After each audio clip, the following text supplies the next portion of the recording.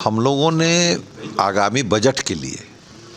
कुछ सुझाव जो है सो भारत सरकार को प्रेषित किया है, जो इनकम टैक्स से भी रिलेटेड है, जीएसटी से भी रिलेटेड है और रेलवे से भी रिलेटेड है। जैसे जीएसटी में हम लोगों ने कहा कि अभी जो आपने सुधार किया है उसका हम लोग स्वागत करते हुए हम लोग ये चाहते हैं कि जैसे इनकम टैक्स में फेसलेस स्क्रूटनी होती है, वैसे जीएसटी में भी फेसलेस स्क्रूटनी अगर लाया जाए तो निश्चित रूप से ये भ्रष्टाचार पर एक बड़ा कदम होगा।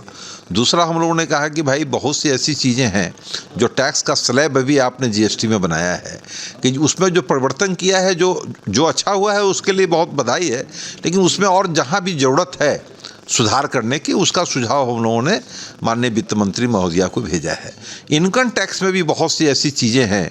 जिसको दायरे में लाने की ज़रूरत है, उसके विषय में भी हम लोगों ने सुझाव भेजा है। रेलवे के संबंध में हम लोगों ने कहा है खास करके कि भाई जैसे देखिए, मुजफ्फरपुर से कोई ओवरनाइट ट्रेन कलकत्ते के लिए नहीं है,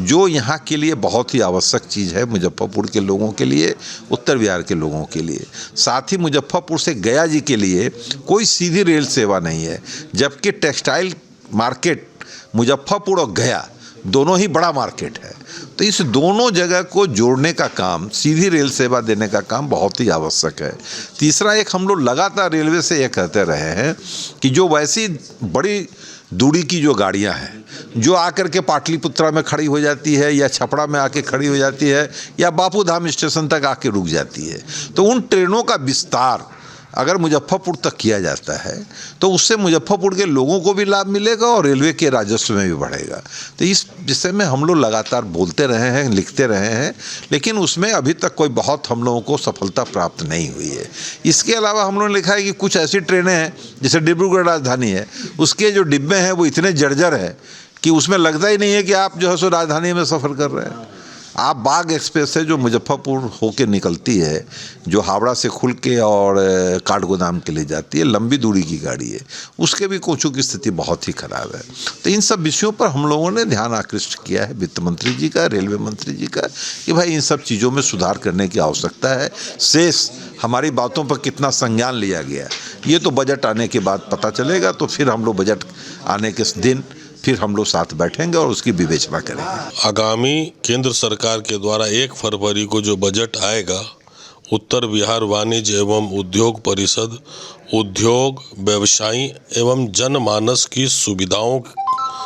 के मद्देनज़र केंद्र सरकार को एक ज्ञापन के रूप में कुछ सुझाव भेजे हैं और ऐसी आशा करते हैं कि सरकार उसको संज्ञान में लेकर बजट में आवश्यक सुधार करेगी। इसमें कुछ बातें हैं, चूँकि मुजफ्फरपुर मंडी उत्तर बिहार की नहीं, अपितु यदि हम ये कहें तो अतिशयोक्ति नहीं होगी कि कपड़े में भारतवर्ष में इसका एक अपना स्थान है। तो हमारी सरकार से विशेष मांग रहेगी कि सूरत, अहमदाबाद, बम्बई, बनारस, दिल्ली, इन सब से जो ट्रेनें आती है, इसमें SLR एक्स्ट्रा लगाकर माल ढोने का यदि प्रावधान ट्रांसपोर्ट की तरह सरकार करती है तो सरकार को आशातीत सफलता मिलेगी, प्रचुर मात्रा में राजस्व की प्राप्ति होगी। वर्तमान में कृषि की जो ज़मीन है उसकी बिक्री पे इनकम टैक्स नहीं लगता है,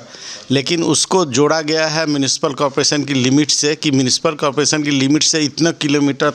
तक जो कृषि की ज़मीन होगी उसके बेचने पर आपको इनकम टैक्स नहीं लगेगा। यह लिमिट को अब रिवाइज़ करने की ज़रूरत है, क्योंकि हर शहर का तेज़ी से आधुनिकीकरण हो रहा है, विस्तार हो रहा है। तो पहले जो 2 से 6 किलोमीटर की लिमिट थी वो ऑलरेडी उसमें से आधी से ज़्यादा फुल हो चुकी है और उनका शहरीकरण हो चुका है। अतः हम लोग ने मांग की है कि इस लिमिट को रिवाइज़ किया जाए। दूसरा, जो इनकम टैक्स में व्यवस्था है रीअसेसमेंट की, जो छूटे हुए कर की या जो सरकार को किसी स्रोत से पता चलता है कि आपने इस आय पर टैक्स नहीं दिया है, उसकी प्रक्रिया को सरल बनाया जाए तथा उसे पारदर्शी बनाया जाए। जीएसटी में जो 2017 में जब जीएसटी आया था उस समय जो सेवा की और माल की बिक्री पर जो मिनिमम जो ये लिमिट फिक्स की गई थी जहाँ तक आपको जीएसटी नहीं लगना है, वो 20 लाख और 40 लाख थी। उसको हम लोग ने बढ़ाने के लिए सेवा के केस में 40 लाख और गुड्स के केस में 80 लाख करने की मांग की है, क्योंकि 9-10 सालों में सामान की कीमतों में काफ़ी इजाफा हो गया है। जीएसटी में जो लिटिगेशन की प्रक्रिया है, जो कर लगने के बाद अपील की प्रक्रिया है, अपील में प्री डिपॉजिट के तौर पर 10% जो डिमांड रहती है उसका पैसा जमा करना पड़ता है, जो कि एक साधारण टैक्स पेयर के लिए काफ़ी बड़ी रकम हो जाती है। अतः हम लोग ने मांग की है कि उसको तर्कसंगत किया जाए और उसको रिड्यूस किया जाए। जीएसटी में जैसा कि भीमसैया जी ने भी बताया कि जीएसटी की प्रक्रिया आज भी मानव रहित नहीं है। हमें नोटिस मिलने पर ऑफिसर के पास जाना पड़ता है, उनको बताना पड़ता है, और आप समझ सकते हैं कि इस प्रक्रिया में भ्रष्टाचार को कितना पनपने की जगह मिलती है। इसलिए इनकम टैक्स की तरह हम लोग ने ये मांग की है कि जीएसटी में भी सारी प्रक्रिया को पारदर्शी करते हुए सबको फेसलेस किया जाए और कहीं भी सरकारी ऑफिसर का इंटरेक्शन की जगह नहीं छोड़ी जाए, जिससे कि भ्रष्टाचार कम से कम हो सके।